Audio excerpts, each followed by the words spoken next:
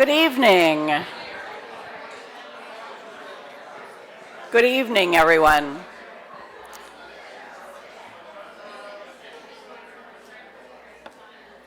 There's a seat here on the end. There are two seats up front here. There's another seat over here.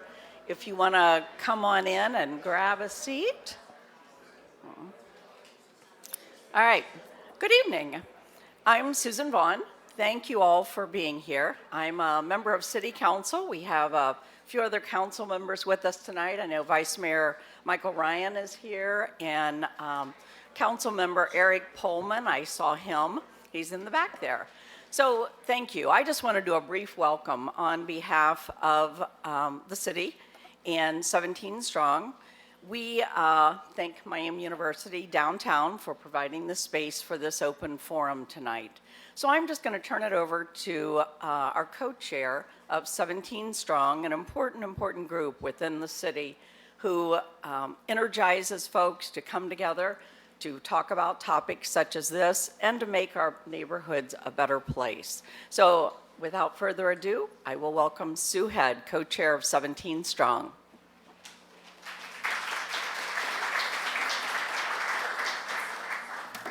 Can you see me?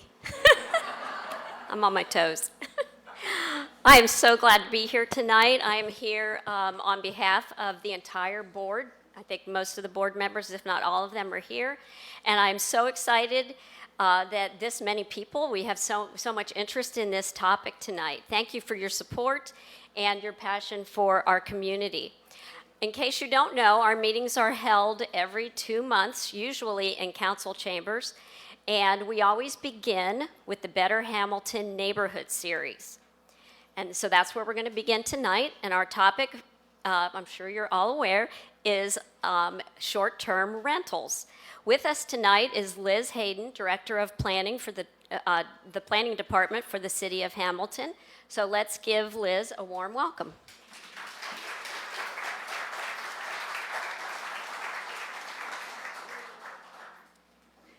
Thank you all for being here tonight. The main reason we're all here tonight is to get feedback from all of you.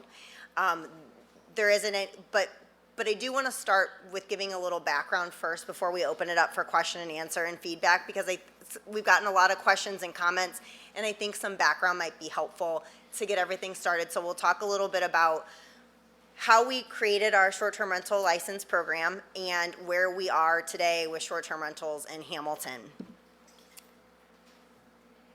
So the short-term rental license was approved in October 2020 after about 1.5 to 2 years worth of work doing best practice research, what other cities are doing, and then also getting public input. And then it went into effect in October 2020. And you might know short-term rentals, they're commonly called like Airbnbs or vacation rentals, but the terminology, the broad terminology is short-term rental. And the definition that we have in our code is typically 7 days or less, but up to 30 days, I think is how it's written. But so it's a general, it's a short stay, usually 7 days or less. So we started working on a short-term rental license because we were anticipating increased interest in using properties as short-term rentals because of Spooky Nook Sports Champion Mill. And we thought that short-term rentals could be a source of reason for people to invest in properties in Hamilton, but we are also recognized and had concerns about the possible negative impacts they could have on neighborhoods in Hamilton. And so the license aims to strike a balance between both of these possible outcomes. So in the license, there are neighborhood protections written in. The main one being a 24-hour local emergency contact. And this has been so far I would say I've had to reach out to many 24-hour emergency contacts, and they've been pretty responsive and helpful so far, by and large. And there have been times where we've denied applications if the person wasn't local enough. So we definitely need to have somebody that's within a short drive to Hamilton to address issues. We do consider off-street parking as part of the application process, and it includes fines and suspensions for certain infractions. There are two types of short-term rental licenses in Hamilton. First is the accessory, which would be your owner occupant who's either maybe renting out a room or maybe renting out their house a couple times a year, or maybe they own a duplex and are renting out the other side consistently, but basically it's their primary residence. And then everything else fits into the second bucket, which is large and commercial short-term rental licenses. They're allowed citywide, and the occupancy cannot exceed 4 unrelated individuals. And that's the rule for any occupancy of any dwelling unit in Hamilton, whether it's long-term or short-term. But it's especially helpful for short-term because that would address any party would be a clear violation of that. And then the other thing is that only one party can rent a short-term rental at a time. So you can't have, one house, 4 rooms, and you're renting each room individually to different parties. That's not allowed. That's what we call like a boarding house or rooming house, and that's not permitted anywhere in Hamilton. So that would also apply that short-term rentals can't circumvent that rule and do that. Rental property owners are required to get a license before advertising, and they must abide by all city regulations. And we do not do a mandatory inspection, but we do them on an as-needed basis, and we have done some. And we've done some recently, and I'm actually working on scheduling one right now. We did do public input before we moved forward with the license. We distributed an online survey through 17Strong, city's online newsletter, the city's former rental property group email list, and social media. We had 2 virtual information sessions, and then we had a number of public hearings at the Ordinance Review Commission and City Council, which the Journal News did do some articles to kind of shed light on the process. So wanted to share what feedback we got at the time.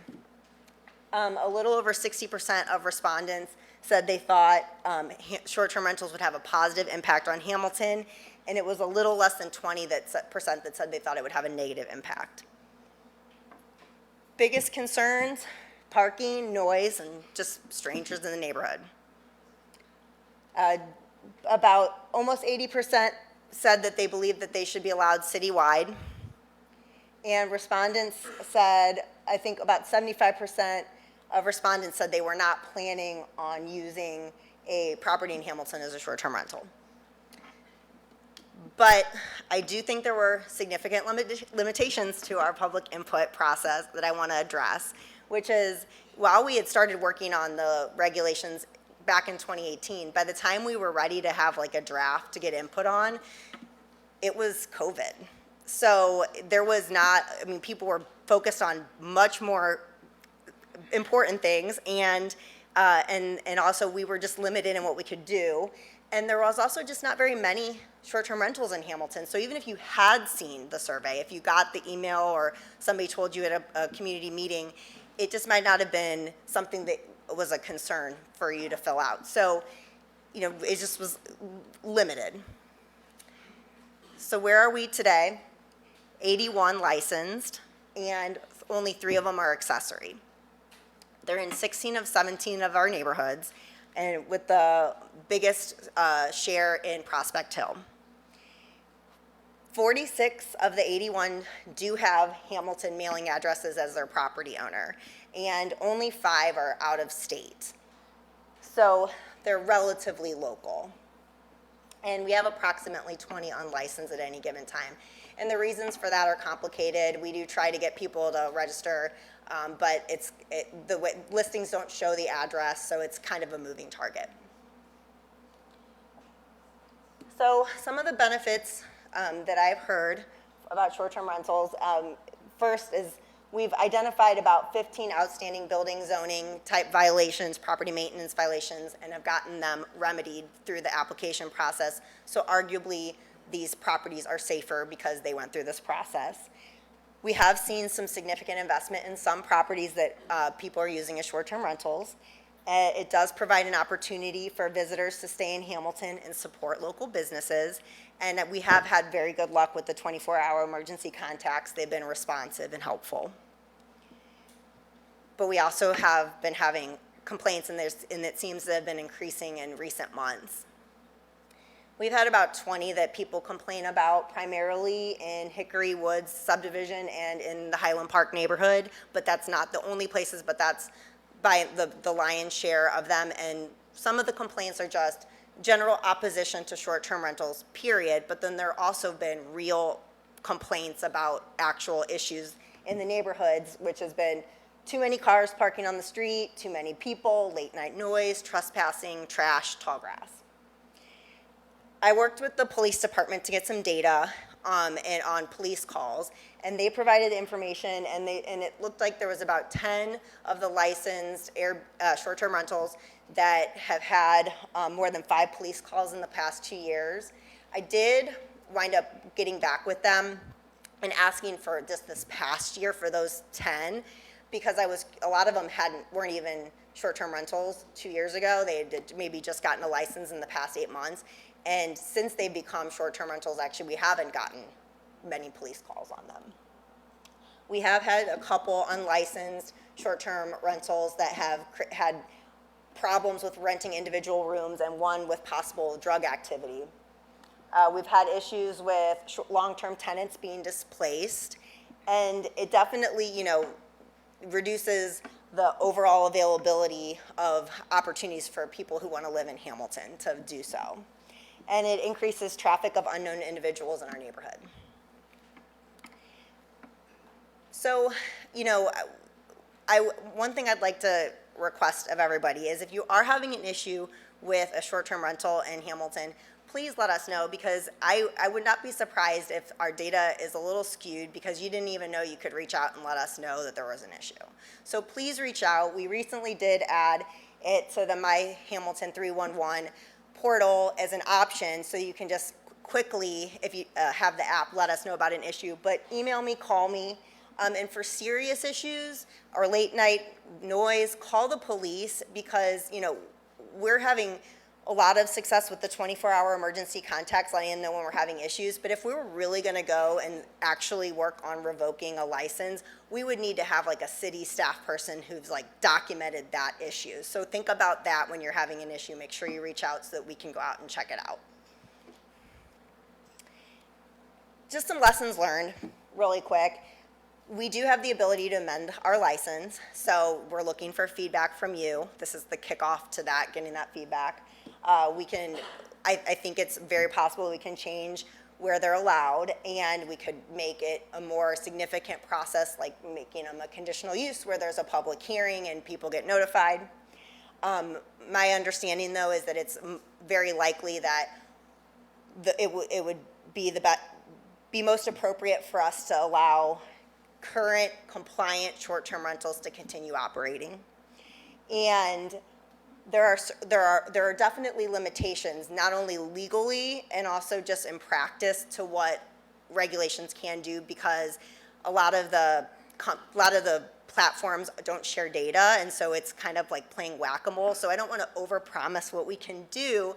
You might be able to find, this city has awesome regulations, but if you really dig a little deeper, you might realize that it's really, really hard to enforce them. But we do have opportunity to make some changes that I think would be, we could practically enforce.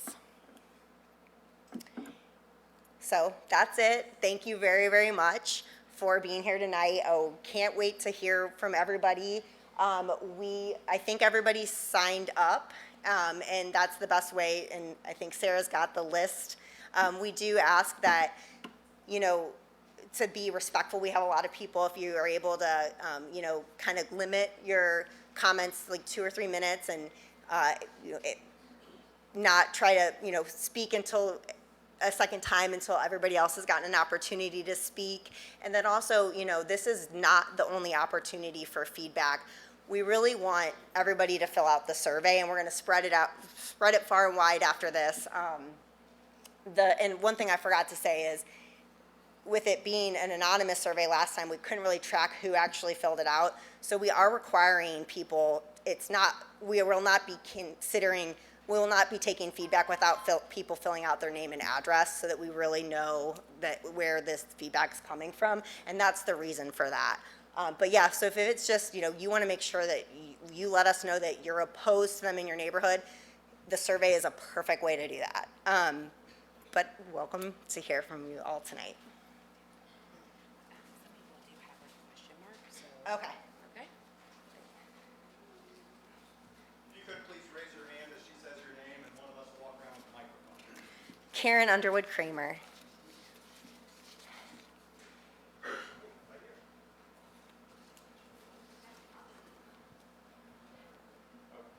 We need the microphone for TV Hamilton. Figures I'm first on the list.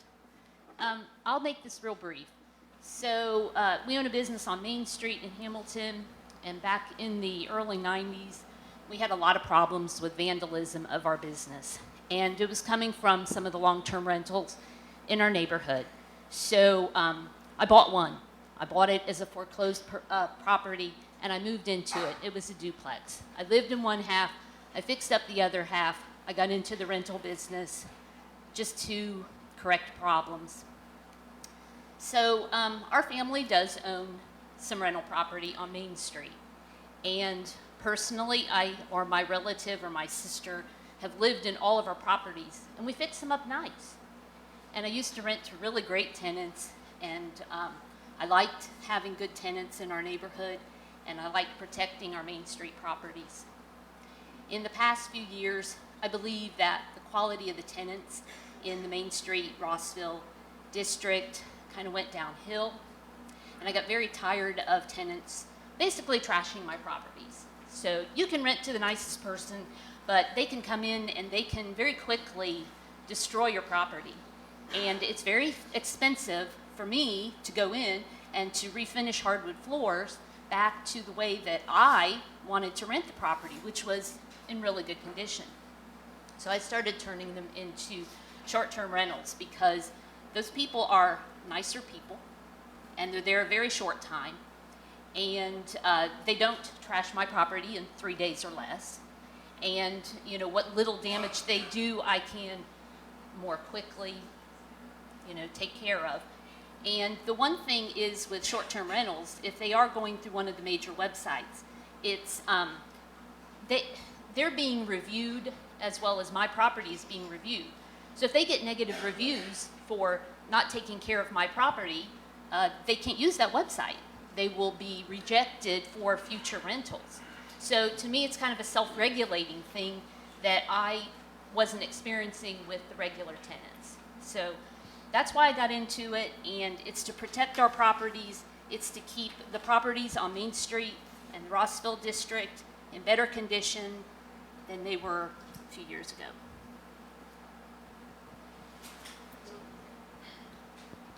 Christina Latta Landefall has a question mark. Does she want to speak? Sorry, no. Greg Irwin.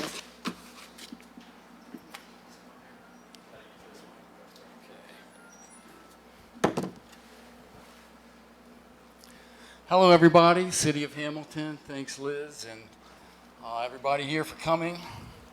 I'm really glad I was able to speak and say a few things.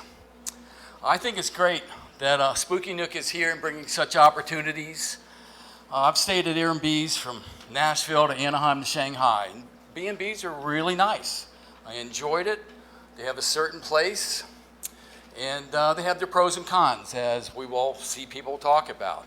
Some people, they raise your property values, and you have bad tenants, and people put out testimonials, and certain neighborhoods, they are very good. Hamilton has 17 neighborhoods, and I would like to just address Highland Park. That's where I live, and my family's been living there since 1929, and I'm very proud of Highland Park. One of the things in the short-term rental agreement, it says, I think it's J, Short-term rental units shall not adversely affect the residential character of the neighborhood or adversely affect the general public health, safety, and welfare. I think out of all the 17 neighborhoods, there's many different levels. Some have kind of gone down, like I think Prospect Hill. I read that they have about a third of the B&Bs are invested in there. And those are some incredible homes of yesteryear where Hamilton, some of the successful Hamiltonians lived. And over the years, it kind of got run down. Certain places it would be great to come in and lift these neighborhoods up. Absolutely. It'll probably raise the level of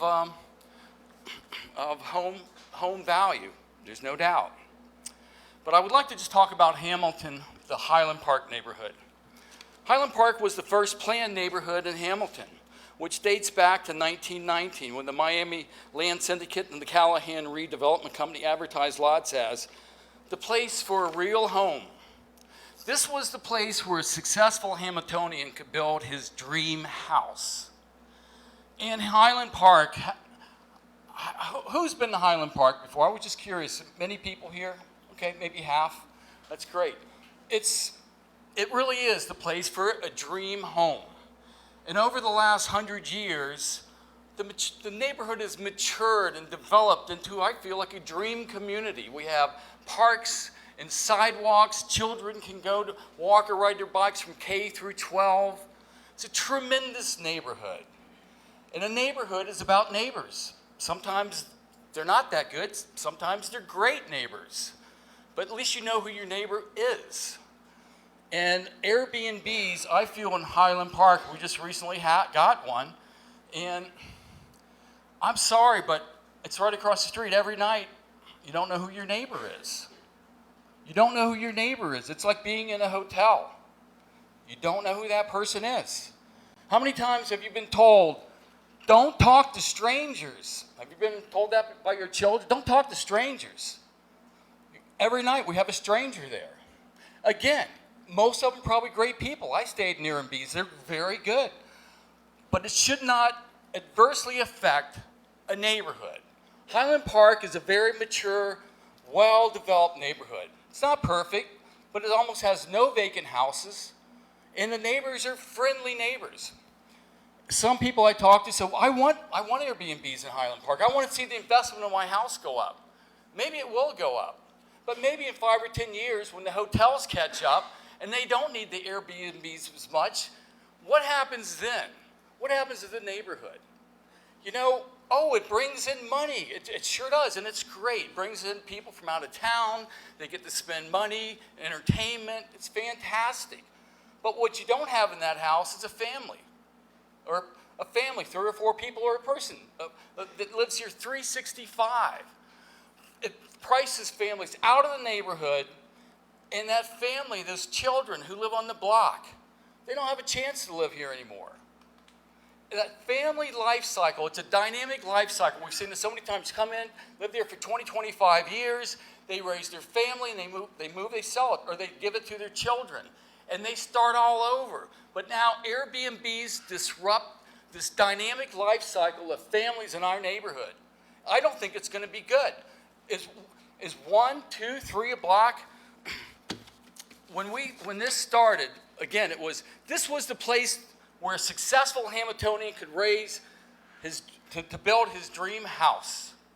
Now, if our neighborhood starts having 1, 2, 3, or 4 of these, I can guarantee you, families don't want to move in next to a hotel. It is a hotel room. Honestly, that's what it is. It's great for some places. I really feel it's not good for Highland Park.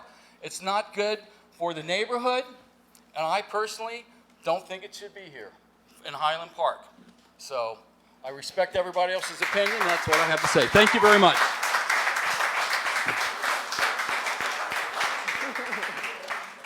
Thank you. Can I interrupt just one sec?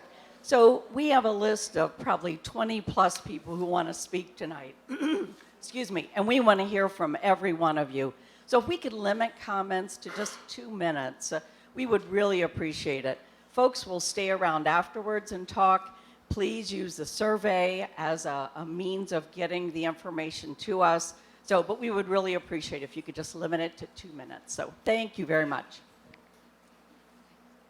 Jeff and Tracy Anders. Anders.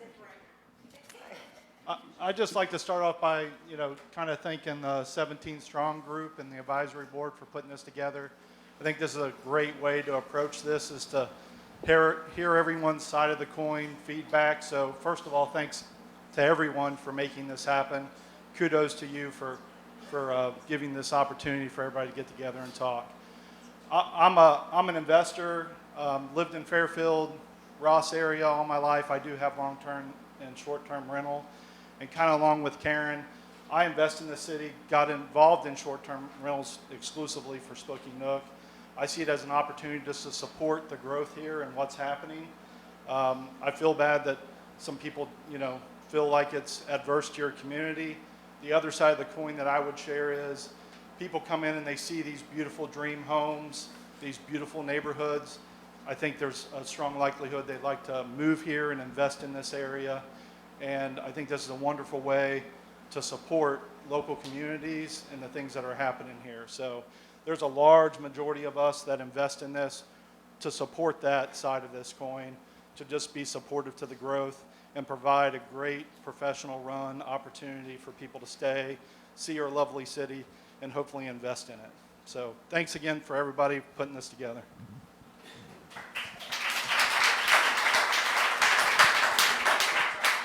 Rochelle Grupinoff. Okay. Catherine and Donald Ermston.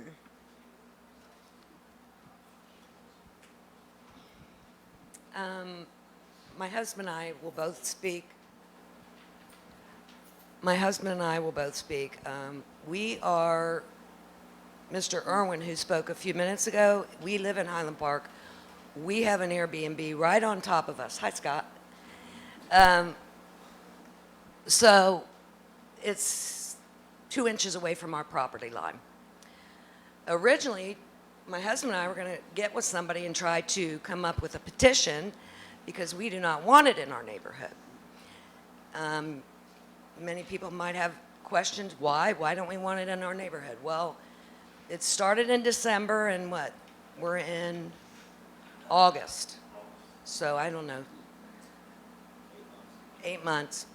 I have a list of complaints. I've called Liz Hayden. I know her by speaking to her on the phone. Hi, Liz. We've done a lot of research.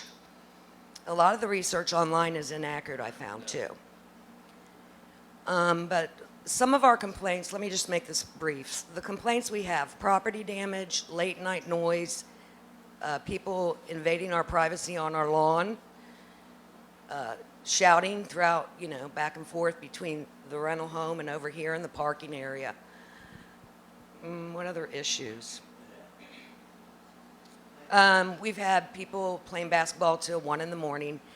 Now some say call the cops. Well, we've had an issue before, and we didn't call the cops this time. Next time we'll call the cops. But we understand what will happen when the cops come, though.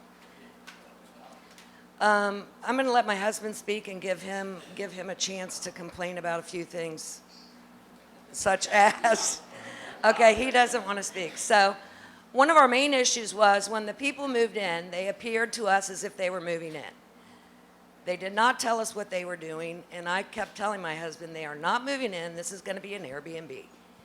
Well, he kept saying they're moving in. They actually told other neighbors they were moving in. So they didn't want to be truthful and face-to-face with us about what they were doing. And they are very hard to communicate with. The emergency contact system, I don't think, is working that well.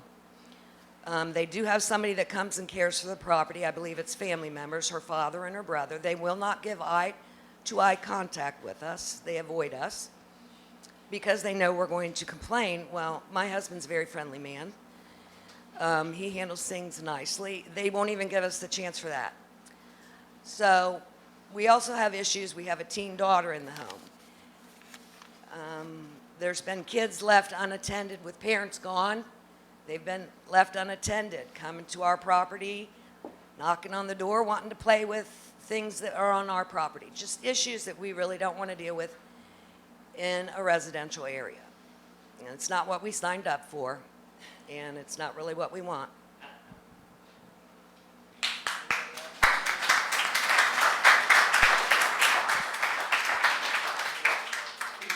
Mike and Sherry? No. Tony Schraub, you want to speak? Hello, my name's Tony. I have both long and short-term rentals here, or rentals in the city. One of the things, when the emails came across, they were talking about too many cars parked on the road, et cetera. Kind of one of the questions I had was that, because not having a house in a neighborhood where literally all you have is the spot in front of your house, I didn't know what the rules were with the people that live there. For example, I have a house on North D where, the guy may complain that my tenant has 2 cars out in front, they didn't park in back, but he's got 7 cars lined up parked on the road. So, there's got to be some kind of give and take back and forth. The rental I have, the Airbnb, is probably the nicest house, on the street, where the only, we got super host status. The only complaints I ever get is, and I've had it twice, and it's not bad, but sketchy neighborhood. So it's the neighborhood kind of surrounding me that is kind of bringing down my value, where I think there could be partnerships with 17Strong and Airbnb owners to, have a weekend where we come in and clean up this neighborhood, or, do something, kind of as a partnership between Airbnb owners and 17Strong. That's all I have.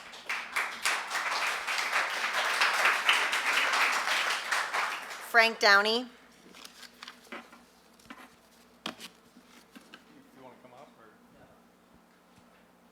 I'm going to speak more in generalities than I am in anything specific.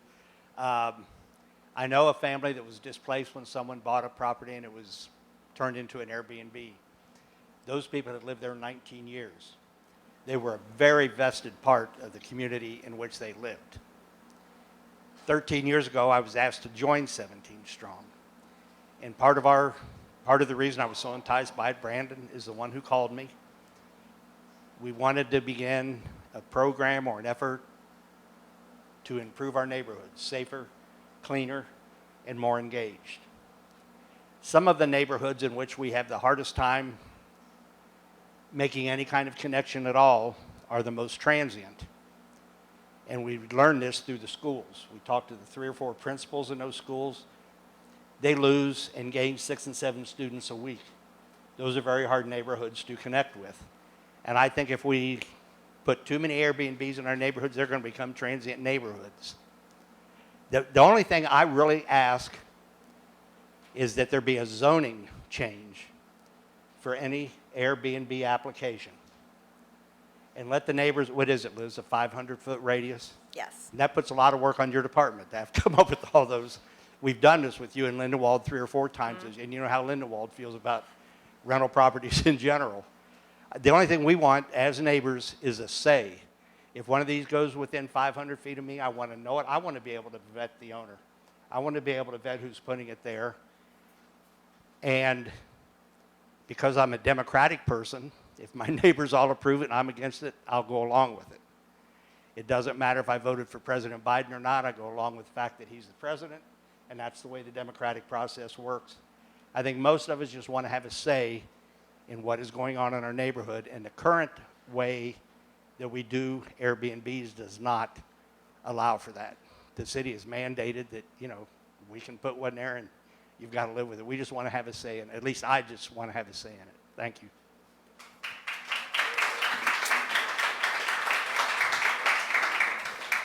Richard Brown?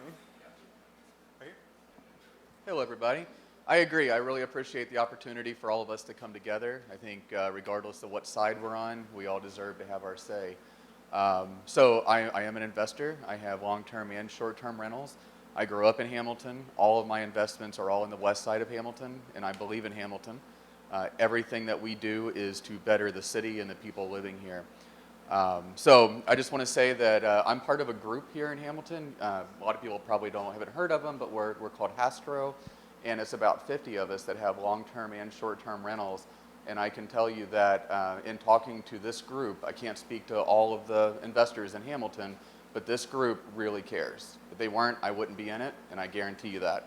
So I have a question for you, Liz. So when you get a complaint about a party, loud noise, anything like that, what is the process to address that complaint? I mean, right now, I've just been working with the property owner and the 24-hour emergency contact, communicating that to them. And people, things I've seen is tweaking their listings. That's a common action that happens afterwards, is to do a better job communicating to people moving forward about regulations. That's really all we have not gotten to. There has not been a situation where we've taken anything like formal legal process yet. Is that because you haven't needed to? Well, I think that I think that people don't know to reach out to. So I Sure. think that I'm going to take it like we're starting from scratch, because I'm not sure that everybody knew to reach out. So I'm going to just say I don't know what's going on. Okay. And I personally fully endorse that. I think that I don't think anybody should have to live next door to a property that's a problem. I have long-term rentals and there's drugs going next door to them. I look up on the county auditor, I send letters, I contact the city. I certainly think that anybody having a problem with short-term rentals in your area, you should definitely have a way to report that and to have action. So that's why I was curious what the action is. And I think focusing on strengthening that action and your ability to be able to address these problems should be the number one concern, not because, not the responsible people that are bringing visitors and tourists into the area. Not everybody is Spooky Nook. I've had a lot of reunions. I've had people come in for medical. About a third of our people have been Spooky Nook. They actually have stay to play. So a lot of organizations require you to stay at one of their hotels, and that they're going down in northern Kentucky. So there are hotels outside of the city, and we're actually bringing people in that would otherwise not be in the city. So again, I think it's important for everybody just to try to look for the best path forward for Hamilton. And I think if we can all try to do that together and not me against you, I think we'll be more successful. Thank you. I'm gonna wait to let everybody have a. Sure. Airbnb, or with the short-term rental? So Airbnb, they have a process that requires that they've had. Yep. So we personally use Airbnb and VRBO. Both of those vet the people. It's not nearly as much as I do my long-term rentals. I do full background checks, credit, eviction, all of that.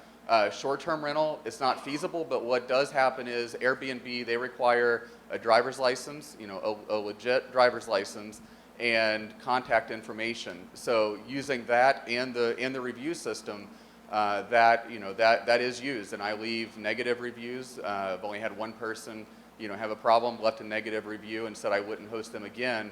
As a host, I have ways of not allowing people that aren't vetted, and I have that setting enabled. I do not allow anybody that's not vetted through the platform. Airbnb, they are very responsive to their anti-party policy.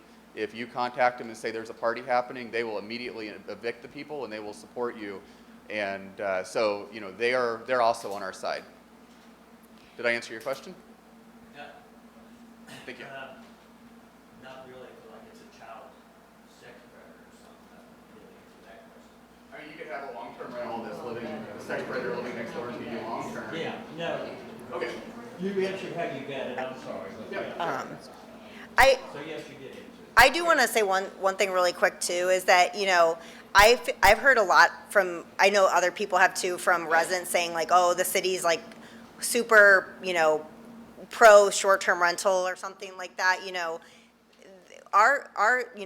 The city's comprehensive plan, we want people to live here. So you don't take it like, oh, because of Spooky Nook that it's that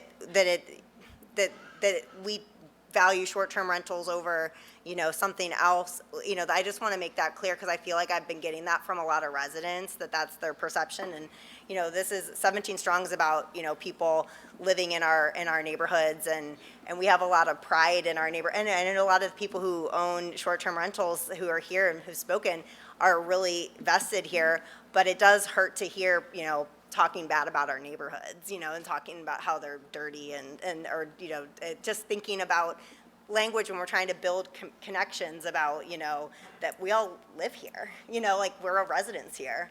So, Travis and Amber, and it looks like their last name's a squiggly mark.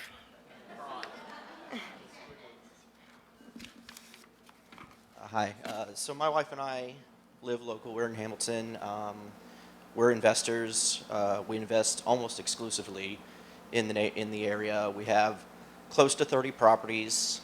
Only 4 of them are Airbnbs. And earlier you mentioned there are very few vacant properties in your neighborhood. And a lot of the properties we find are in a neighborhood where it's only one vacant property. But that vacant property, I don't care what neighborhood it's in, will bring in the riffraff that you're worried about. The last property we had, the neighborhood had to board it up themselves because people were coming in and actually ODing in the house. And this isn't a bad neighborhood. These are people's forever homes that they go in and invest. And we spend a ton of money taking these houses from dilapidated holes and making them a great investment for the property. It brings up the value of everybody's home. So if you're really worried about people being an issue, people bringing down the value of your house, short-term is a great thing. I know everybody gets, once in a while, a bad issue, but even long-term rentals, you have that. We vet our people on our short-term, we vet our people on our long-terms. You can have a great renter in a long-term, you can have a great renter in short-term. They're all benefiting the city.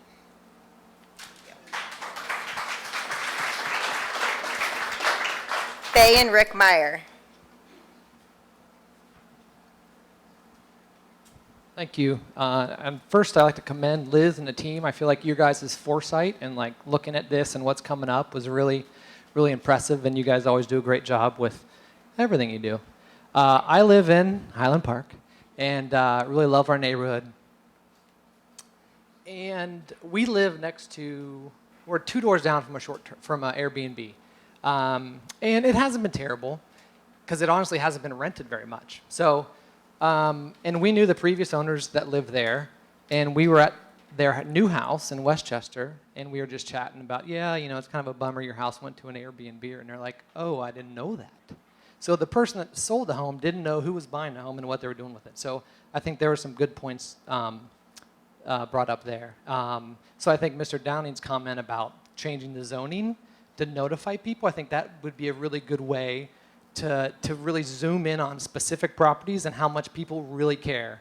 Because in Highland Park, Mr. Irwin and I, we really care about our neighborhood. We live in a current house right now. We're moving 2 blocks down because we love the neighborhood so much, right? So I feel like that might be a good way to help pinpoint specific properties that the neighbors really care. On the other side, I am also an investor. We're investing, my company, Meyer Brothers and Sons, we're investing a lot of money just down the street at a blighted property. So I'm also an architect. So I feel like the economic development of a city is super important. All tides raise all the ships in the bay.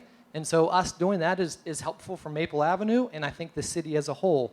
You investors investing in blighted properties, the first young woman that spoke, that's a really big deal, right? You live there, you took control of it, and you're renting it, and I feel like you're doing a good job managing that. So I think there's pros and cons to both, but to Mr. Irwin's point, like there's, I would say, a certain sacredness around certain neighborhoods that I don't think fit in that Airbnb world, right? Because I too, my wife and I just stayed in, I think, 6 Airbnbs over the last 3 weeks, so I believe in them. I utilize them throughout the country. So, but I also feel like there's a place for those. So if there's any way to manage, like, yes, let's invest in our city, let's increase economic development, let's increase blighted properties, and let's also respect the sacred communities that we have, I think that's the win-win.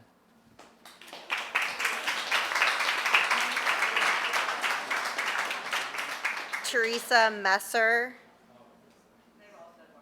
Okay. Ed, we can talk about it in the office tomorrow. Let's see. Mike Dingledine, or was that scratch out? Yeah. I used to, by the way, Mike Dingledine, I'm also an architect like Rick. I used to take sides in a lot of these things, and as I've got older, I've tried to find the middle. I certainly have no place in the political world because I'm trying to find a middle. And I think one of the great things about being an American is the right to own and enjoy property. So everyone here is here tonight because of that fact. But both sides are here because of that fact. People want to enjoy their home if they're an owner-occupant. I think that's the best place because there's the most skin in the game. But as the gentleman here said, a vacant property is absolutely death for the houses around it, for the neighborhood. You have to find some middle ground. And I think Liz mentioned we have tools for noise violations. We have tools for property violations, maintenance problems, code violations.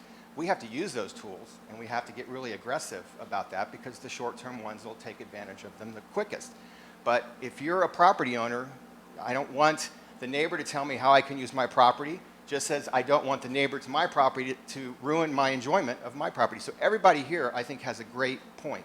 But we do have to find a middle, I believe, and I think we have to do it by using the tools that we have because I've had bad neighbors who were long-term neighbors, and I've had rock star neighbors who were long-term neighbors. And I know it's a struggle one way or the other, but you have to figure that out if you're both property owners. And again, the property owner next door to you gets the right to use their property as they see fit, and that's hard to take away. So it's hard to just say, stay out of my neighborhood, stay out of my backyard. We know how that goes, but we've got to find the middle. And again, I think that's, as I get older, that's where I'm coming from.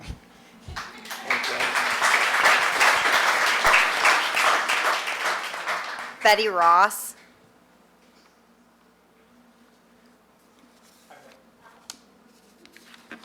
Hi, first of all, I'd like to say you guys have done a great job with the research and everything that you've done on short-term rentals. Excuse me. And collaborating with other neighborhoods and finding best practice policies and coming up with licensures and zoning, and, well, not zoning yet, but licensure and rules and regulations for short-term rentals. My question is, why does the city not have the same thing for long-term rentals? Because in my neighborhood where I live, the city allowed 10 houses to be built on an established street that's long-term rentals that are managed by a company in California. We've had nothing but issues with these homes, and we've been to several and many. We've met with Brandon, talked to several people about it. And it's so sad that you downsize, you build a house that you think you're going to stay in until your kids put you away. And then you have all this rental that comes across the street. And to piggyback what Ms. Underwood said, honestly, I think if the rentals across the street from us were Airbnbs, it would probably help our property value. Because it would probably, I feel like they would be better maintained, and I feel like if it would be someone that's responsible, that lives in the city of Hamilton, I think that they would have pride in it more than a corporation in California that you can't deal with. So I don't want to say I'm an advocate for Airbnbs. I stay in Airbnbs all the time too, and I agree with what other people said, that they're great, but I do think that there needs to be some kind of a zoning. There should have been some kind of a zoning law or something for long-term rentals that you cannot allow houses to be built and managed by companies outside of the state. And the same thing with short-term rentals. So, and that's just my opinion on the whole thing.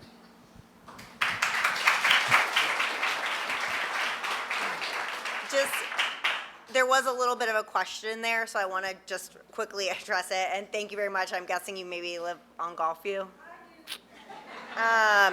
So yeah, I understand the frustration, but I will say we are there are things we can do, and then we are limited in what we can do. And one of the limitations is that cities have no ability to dictate whether something's owner occupied or rental. That is a fair housing violation from the federal government. So we get that a lot.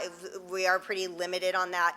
What I will say is we have learned a lot of lessons over the past 5 or 6 years and are updating our residential design standards so that new houses that are built to at least the things we can control, right? And make sure that the houses that are built the right way. And that, I think, it kind of sets the tone for hopefully more positive behavior.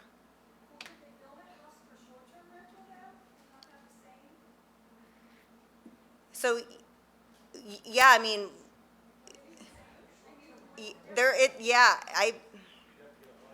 yeah, the license is, yeah, I mean, could we do some places do inspections for all rentals? There are things out there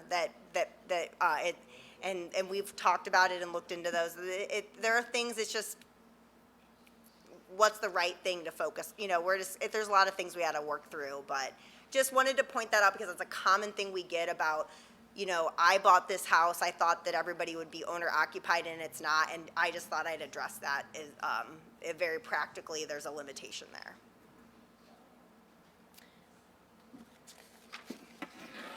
Tommy North.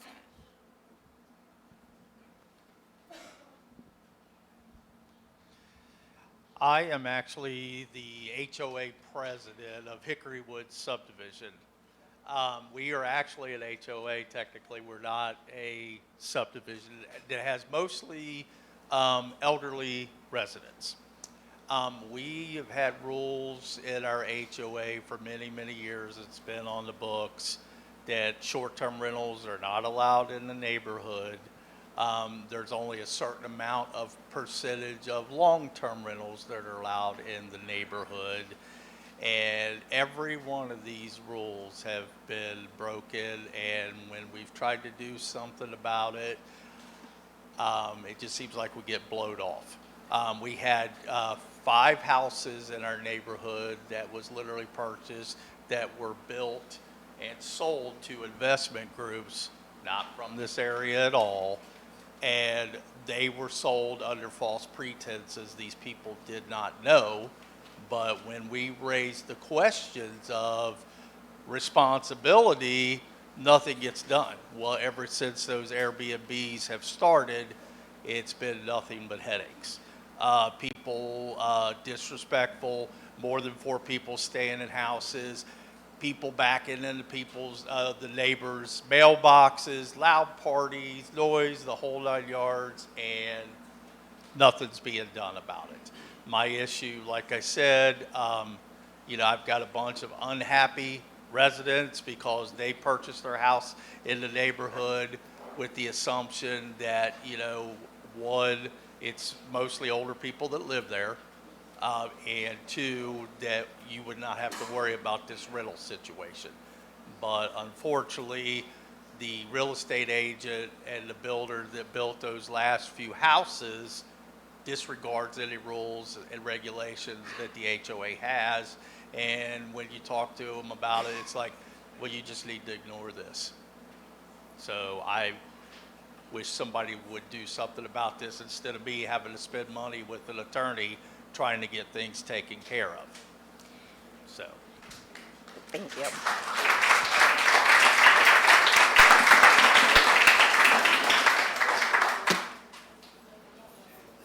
Marilyn and Pete Tunnett.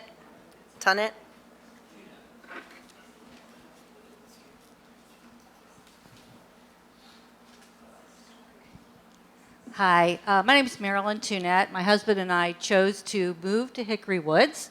It'll be 2 years at the end of October, and we looked long and hard to find a neighborhood in Butler County where we wanted to settle for our home, as one of the ladies also said, before our kids put us in a nursing home. So we chose this little jewel off of Millville Avenue where it was announced to be, this is 55 and older. And there's one house that has a daughter that's in high school. It was grandfathered in. It's all good as far as we're concerned. But yeah, there were rules about there will be no short-term rentals. In fact, long-term rentals, there has to only be 2% of the entire building population. So within a very quick amount of time, the last 5 houses well, 6 houses that were built, 5 became immediately, all on one day, from owners that are in California, from what I understand, they're a Airbnb. Now, we've been working with the management company to help mitigate some of the issues, and they have been somewhat responsive. But there are issues, in particular, with one house where they've been there since March. That's way past a 7-day stay. That's a long time. It's now, August, and I don't know what to do about it. We have some responses back. Tommy is always right on it, and he's working hard as our president. But we have people that are concerned. Do I have a minute to read something from one of my neighbors who couldn't be here tonight? Okay, hold on.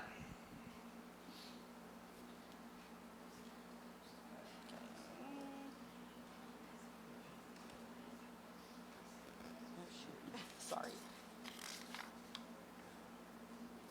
All right, so my neighbor across the street moved here just a couple months ago.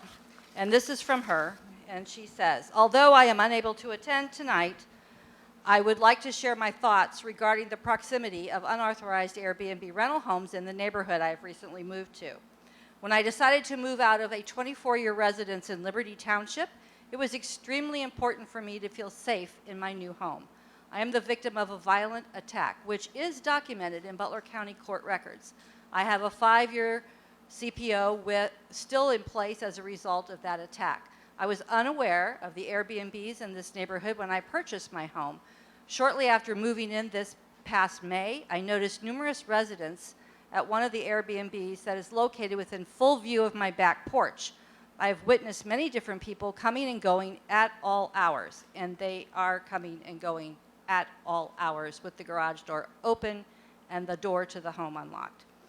I did not feel comfortable being on my back porch due to the constant array of continuously changing strangers who would normally stand in the driveway facing my backyard for hours.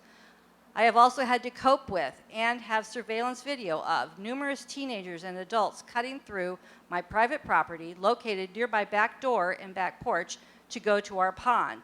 This is not only trespassing, but has also caused issues for me while I am at work, as I must stop doing my job to view my camera after receiving alert messages and take time to reach out to one of my neighbors, me, to ask them to keep an eye on my home. I have signs posted stating it is private property and that video surveillance is being enforced, yet they are constantly ignored by visitors staying at the Airbnbs, often teenage boys. Moving to a neighborhood that offered an HOA was something I believed would protect me from non-residents running homes on a daily, weekly, or monthly basis. An HOA is normally private and paid for by full-time homeowners.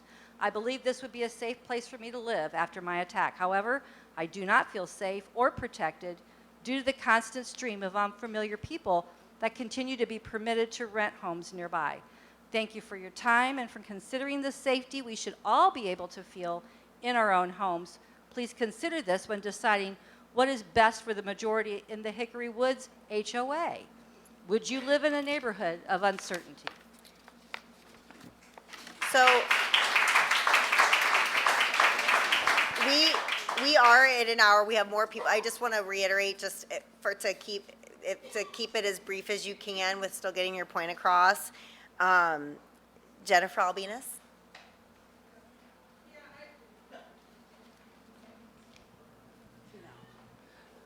Jennifer Albinus. So my question just is, if someone is listed on the Airbnb website, does that mean that they have license in Hamilton? No, not necessarily. Okay. So if you see, just continue to, reach out, let us know. Because especially if there's an unlicensed one that's causing problems, like that's going to be Yeah. top priority I to mean, address, right? You know where I live. We have licensed ones. We have unlicensed ones. Let us, just reach out. And 311 really is a great tool because it's built-in tracking and response. So if you don't use it, I really encourage you to download the app because it's great. And then is there a way that we can tell who's licensed in the city, or we just contact you and you'll double check it? And We don't have anything public facing right now, and that might be something. So that's we've some- gone but back you- and forth on that. I think there's some benefit to it, but one of the reasons we've kind of held off on some is because there has been concern. Oh, well, is that going to identify places that might possibly be like break-ins? So like it's just so there's. I don't want to do that. Right. But right. I want to think through that. But if we email you Of and say, hey, course, we're not absolutely. sure if, and then you can Please, check. yeah. Okay.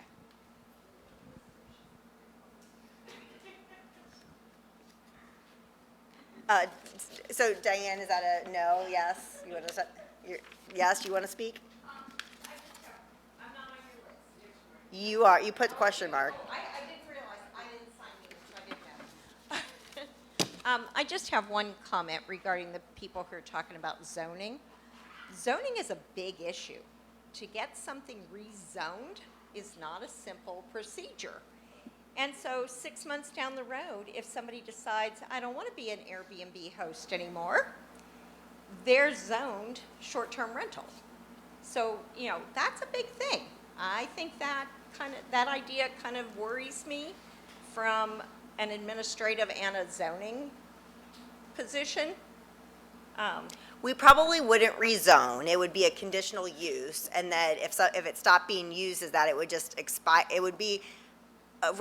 I understand people's point about it being commercial or hotel, but ultimately the use is more or less defined as residential. So it would lose it. It would lose its. Yeah. It would go back to just. It wouldn't be a Okay. zoning issue. I just guess wanted what I'm people saying. to understand that. Yeah. Zoning's not a simple little thing, so. And because it's not simple, it would be more likely that we'll have issues with people not registering for, to avoid the burdensome process. So there's a give and take for sure. Lisa Sandlin. I just want to ditto Mike Dingledine, Karen Underwood. I've had property for 35 years. I would consider my properties 15 years ago as slum properties. Even though we took good care of them, they were in bad areas. I decided 6 years ago to move into one like Karen did. So I live on Park Avenue. And I've seen the area around me improve because a house directly across the street became an Airbnb. They invested a lot into it. I just sunk a ton of money into my duplex. I haven't Airbnb'd yet. I haven't short-termed yet. But I'm here to learn about all the different things. I also sit on the Planning Commission and the ADRB board, and I'm concerned about the zoning because Dale and I are sitting here talking about, conditional use is a lot of process and the mailings and everything to do that. So I agree with the licensing procedure. I think that's good. I'm real confused about the whole HOA stuff and what authority there is. I have more questions We leaving don't have here. authority. The city is not, yeah. And that gets into the fair housing stuff that we talked about. Right. So I think that this is way more complicated than any of us ever really think that it is. And being a homeowner, it's like, yeah, we do have a right. We own it, to do with it what we want. I've had more issues, I hope, with long-term care. I'm a long-term care guy. I've had more issues with long-term rentals than I hope I'm going to have with short-term. But that's just kind of my take on it. Good luck. Dale McAllister, question mark? Well, yeah, it's a question mark. I'm Dale McAllister. I serve on the Planning Commission. I don't have any properties besides my home, and I don't have an Airbnb, but my wife helps manage one. And she's, she's the person they call when the coffee maker goes out and all that kind of thing. But it does come down to management too. Properly managed, expectations of the owners for their guest has a lot to do with it. Ours, 4-bedroom, big house, a lot of land for a city, for in the city, and no more than 10 people at any one time. And if we know about it, we call them on it. So no parties, et cetera, and I think that's the rule for Airbnb now.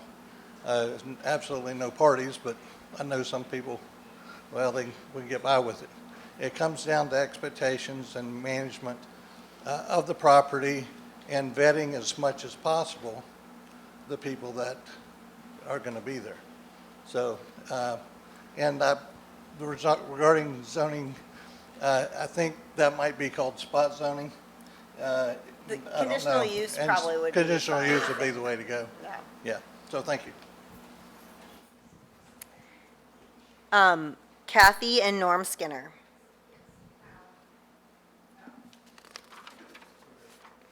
Phil Thayer.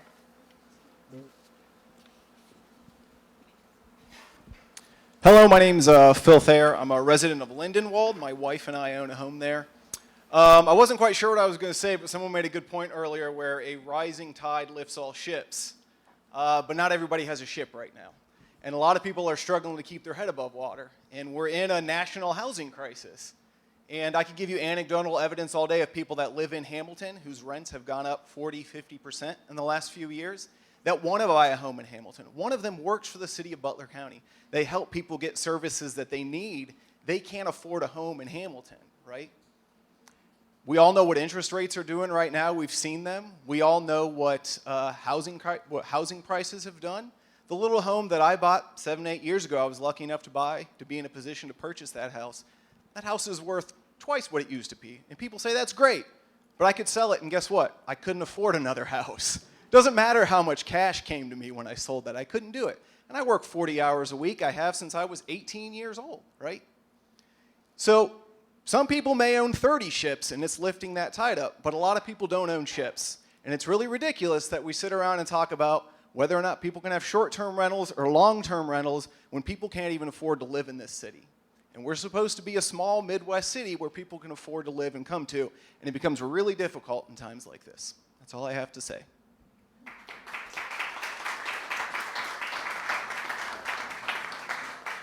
Jason, I think, it looks like a squiggly mark, but I believe it's Ross. Hey guys, I just want to say a few things here. Number one, I think I heard it tonight, the Airbnbs, I call them short-term furnished rentals, but the short-term furnished rentals support more than just people coming into town. They do support people in crisis locally. We do a lot of insurance stays for people that have a flood and fire. And then they also support big events that other local people might have, life events, funerals, weddings, etc. So a lot of times a hotel just doesn't meet that need. And so that's what we've kind of seen over the last 5 years that I've had property. We have quite a bit of property. We've got about 120 short-term furnished rentals and growing. But yeah, I'm happy to talk to anybody afterwards if they have any questions about what our experiences have been. I think most importantly, folks get scared of what they don't understand, and this is a new way to rent property. I personally got out of the long-term landlording because there was a lot of issues that I ran into. We were running into a lot of domestic violence issues, a lot of it really, as a landlord, it's a marginal business. It takes 20, 30 years for you to make any money at it. You know, hopefully in 20 or 30 years you break even, and then you got your house paid off, and you can live the Ohio dream and move down to Florida and have a condo or a house or whatever down there or whatever. But anyways, Hickory Woods was brought up. I do think that it's important for the people that own the Airbnbs in the area to kind of have their phone number out there. And I don't know, maybe Liz, we could work somehow together to make sure that the neighborhoods have the owner's information. Yeah. Because I think that would probably alleviate a lot of it. Because a lot of times, since we're not, even though we are your neighbors that own these properties or manage the properties, we don't necessarily see the properties as often as you do since you're there every day.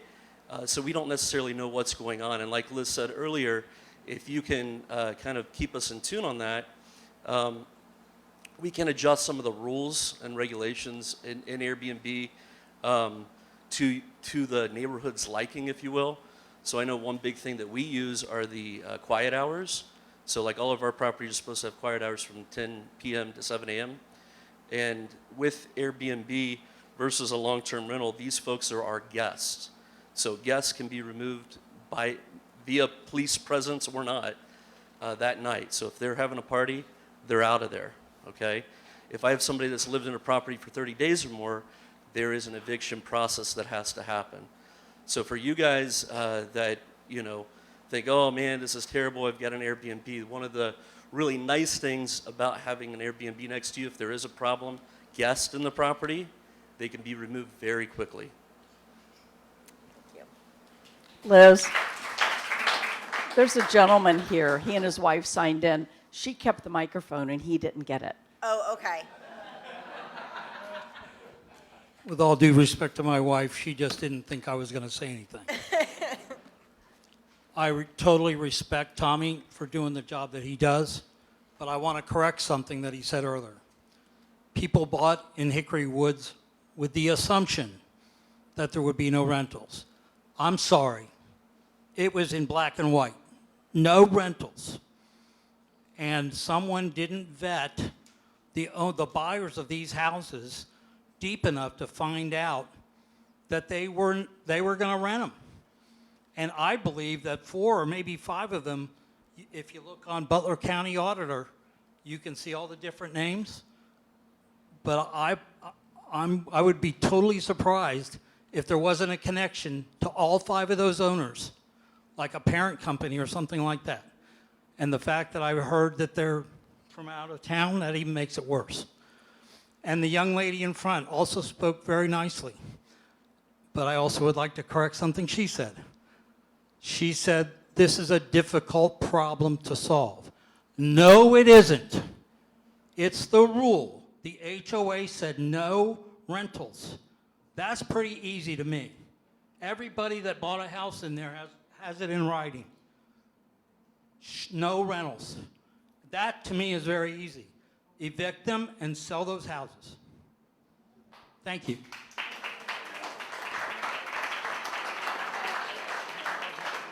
So I think we have our last person, Hazel Vargas, who signed up.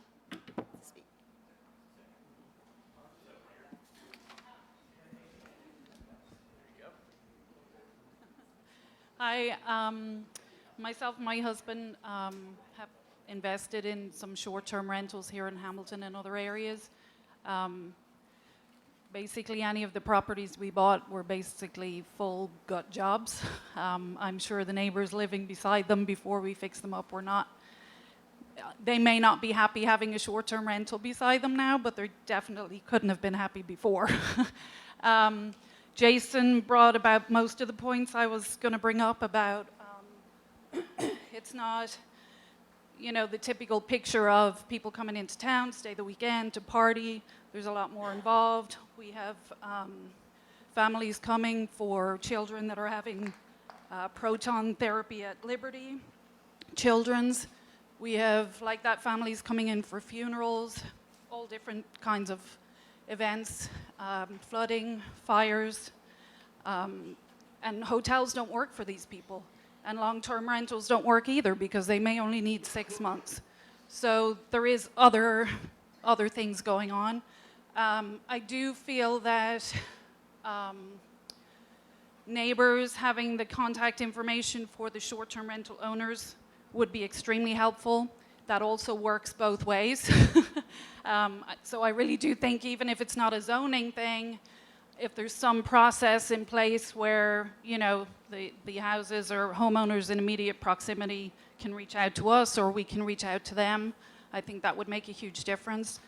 And again, to the other gentleman who spoke, a lot of it is to do with management. We have cameras, we adjust the rules as needed if anything is brought to our attention. And the other thing I know that's, we received the email that's becoming an issue is the on-street parking. we've actually seen where our neighbors on some of the properties see that there's nobody there at the house all the time, and they just decide to park their vehicles in our parking. And as a result, people arrive and they can't park in the assigned parking, they're parking on the street. So just so you know, it kind of goes both sides. You know, I like everybody else, I'm a homeowner too, and I'm an investor too. I see both sides. There has to be some middle ground that we can find somewhere. And I do feel that most of the issues that people have with the short-term rentals, like the noise, or people walking on your yard, things like that, I feel are issues you would have with a neighbor, whether they're a long-term rental or a regular neighbor. The pro I see is, like Jason said, if it's a problem, you're only dealing with them for a weekend or a week and they're gone. But I appreciate the city and everything they're doing with, creating this forum so we can all, make our feelings known and try and find a solution. I am the husband. And I just want to tell to you guys, but we work very hard to keep these properties, okay? We had a bunch of people around us helping us. And we love neighbors, okay? We are behind you guys too, okay? Because we invest money in your properties too, okay? Every penny what we put, you guys are making money too, okay? And we need your help, okay? We need you guys, give us your numbers, and let us know what happened in our properties. Because we don't want somebody run out of our property, and that is good win-and-win situation to all the community, okay? Thank you. Thank you. I want to just wrap things up here, but I just want to say, Hamilton, I'm so grateful and proud of you. I mean, in this day and age, for us to have a contentious conversation in a very civil and respectful way is really, I think, emblematic of this community and its spirit.